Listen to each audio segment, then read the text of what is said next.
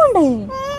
വേണ്ടേ? കൊറേ ദിവസം മുന്നേ നമ്മൾ പത്തനംതിട്ടയിലെ ഹാപ്പിനെസ് പാർക്കിൽ പോയൊരു വീഡിയോ ആണ് കേട്ടോ ഇത്. കൊറേ ദിവസം മുന്നേ പോയിട്ടും ഇപ്പോഴാണോ വീഡിയോ ഇടുന്നതെന്ന് ചോദിച്ചാൽ ഒറ്റ ഉത്തരേ ഉള്ളൂ, ചെറിയൊരു മടി പിടിച്ചിട്ടുണ്ട്, അതാണ്.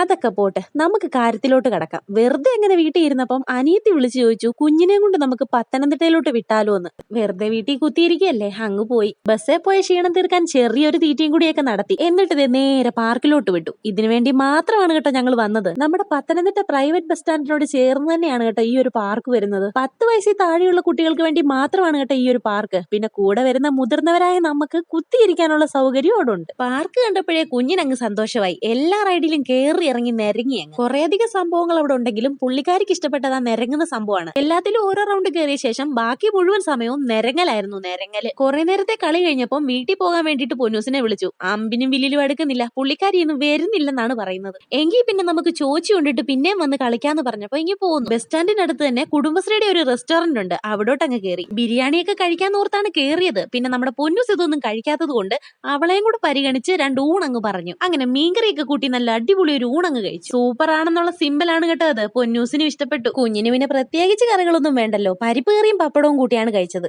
നല്ല ചൂടായതുകൊണ്ട് തന്നെ റെസ്റ്റോറന്റിന്റെ പുറത്ത് കുറച്ചു നേരം ഇരുന്ന് അങ്ങ് ആശ്വസിച്ചു. പിന്നെ നേരെ ബസ് സ്റ്റാൻഡിലോട്ട് വിട്ട് ബസ് വന്നപ്പോ അതേ കയറി വീട്ടിൽ പോയി.